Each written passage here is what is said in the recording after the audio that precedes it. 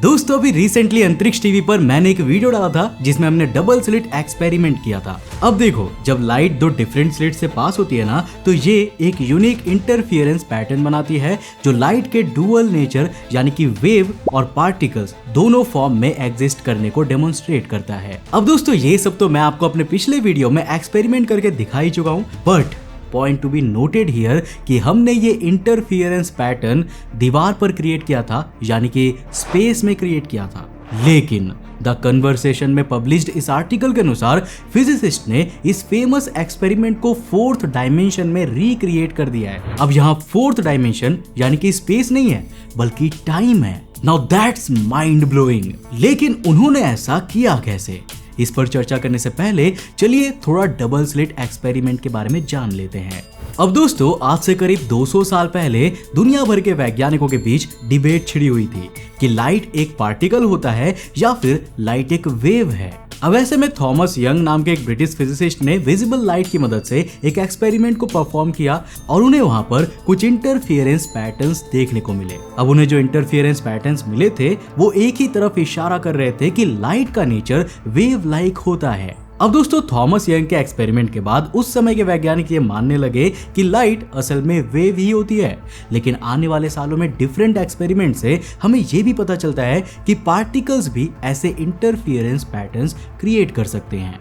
अब दोस्तों साल 1927 में डेविसन एंड जर्मर एक और एक्सपेरिमेंट करते हैं जिससे ये पता चलता है कि ये इंटरफियरेंस पैटर्न्स सिर्फ लाइट ही प्रोड्यूस नहीं करती बल्कि पार्टिकल्स जैसे कि इलेक्ट्रॉन्स, एटम्स और इवन मॉलिक्यूल्स भी उन्हें प्रोड्यूस कर सकते हैं। अब थॉमस यंग का जो एक्सपेरिमेंट था वो क्लासिकल मैकेनिक्स पर आधारित था जिसे हम ओल्ड फिजिक्स भी कह सकते हैं। लेकिन डेविसन एंड जर्मर इसे क्वांटम मैकेनिक्स की दुनिया में ले गए थे जहां वेव पार्टिकल डुअलिटी का कॉन्सेप्ट एग्जिस्ट करता है। अब देखो इसके अनुसार कोई भी पार्टिकल या क्वांटम एंटिटी पार्टिकल या वेव के फॉर्म में डिस्क्राइब किया जा सकता है।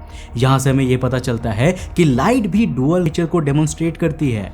अब फास्ट फॉरवर्ड करते हैं साल 2023 में। अब दोस्तों नेचर जर्नल में पब्लिश्ड इस आर्टिकल में ये बताया गया है कि जब कुछ सर्टेन टाइप की लाइट कुछ सर्टेन टाइप की स्लिट से गुजरती है तो यहाँ डबल स्लिट एक्सपेरिमेंट वाला पैटर्न ही बनता है, पर वो फोर्थ डायमेंशन यानी कि टाइम में बन रहा होता है।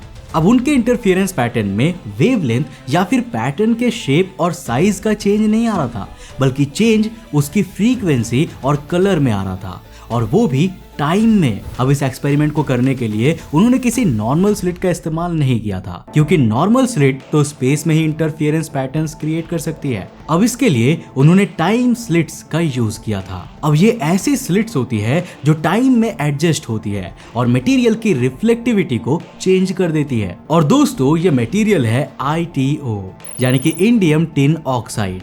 ये 74% इंडियम, 18% टिन और 8% ऑक्सीजन की कॉम्पोजिशन से बना हुआ होता है। ये मटेरियल हमारे फोन्स की स्क्रीन में भी पाया जाता है। अब इस मटेरियल की खास बात यह है कि ये अपनी रिफ्लेक्टिविटी को चेंज कर सकता है depending upon the type of light. अब दोस्तों कुछ टाइप्स की लाइट के लिए ये ट्रांसपेरेंट होता है और कुछ के लिए ये रिफ्लेक्टिव बिहेवियर शो करता है।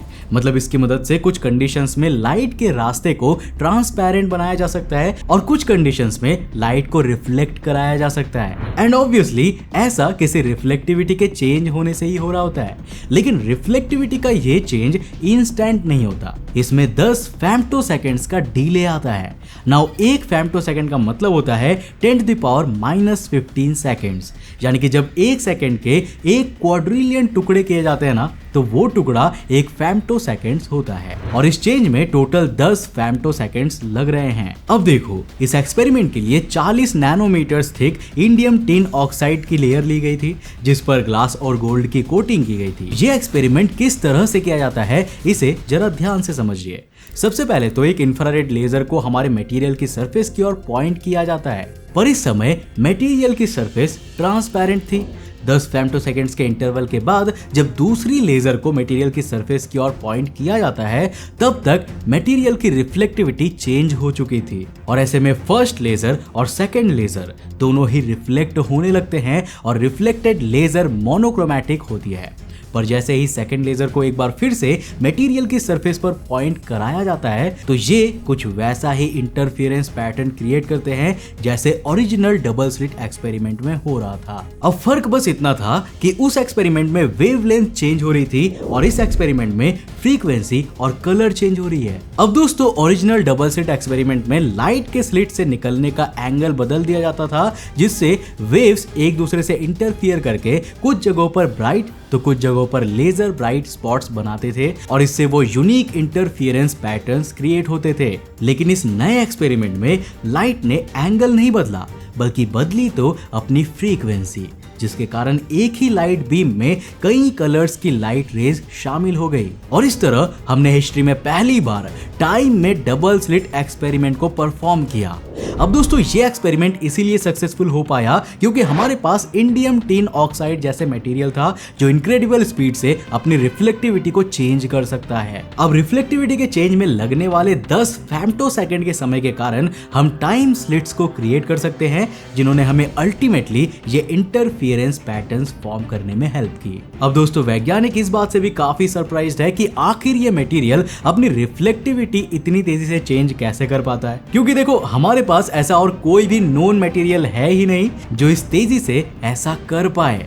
इसके कारण फ्यूचर में कई नई टेक्नोलॉजीज भी डिस्कवर हो सकती है जिनकी आज हम इमेजिनेशन भी नहीं कर सकते। जैसे कि इसकी मदद से हम कई लेजर बेस्ड क्वांटम कंप्यूटर्स की मेमोरी बना सकते हैं और ऐसे मटेरियल्स भी बना सकते हैं जिनको बनाने के लिए लाइट को स्पेस और टाइम दोनों में कंट्रोल करना पड़ता है। लेकिन इसका सबसे बड़ा इस्तेमाल होने वाला है न्यूरोमॉर्फिक कंप्यूटिंग में। अब दोस्तों ये वर्ड शायद आपके लिए थोड़ा नया होगा, लेकिन यह आने वाले समय में आर्टिफिशियल इंटेलिजेंस यानी कि एआई को भी नेक्स्ट लेवल पर ले जाने वाला है। न्यूरोमॉर्फिक कंप्यूटिंग कंप्यूटर इंजीनियरिंग का एक ऐसा मेथड है जिसमें कंप्यूटर के एलिमेंट्स को ह्यूमन ब्रेन और हमारे नर्वस सिस्टम से इंस्पिरेशन लेकर डिजाइन किया जाता है। ये फ्यूचर में एजीआई यानी कि आर्टिफिशियल जनरल इंटेलिजेंस की फील्ड को आगे बढ़ाएगा, जिसका लक्ष्य ऐसे एआई कंप्यूटर्स को क्रिएट करना है जो इंसानों के दिमाग की तरह सोच पाए और नई चीजें सीख पाए। अब ये हमें टाइम क्रिस्टल के कॉन्सेप्ट को भी बेहतर ढंग से समझने में हेल्पफुल होगा।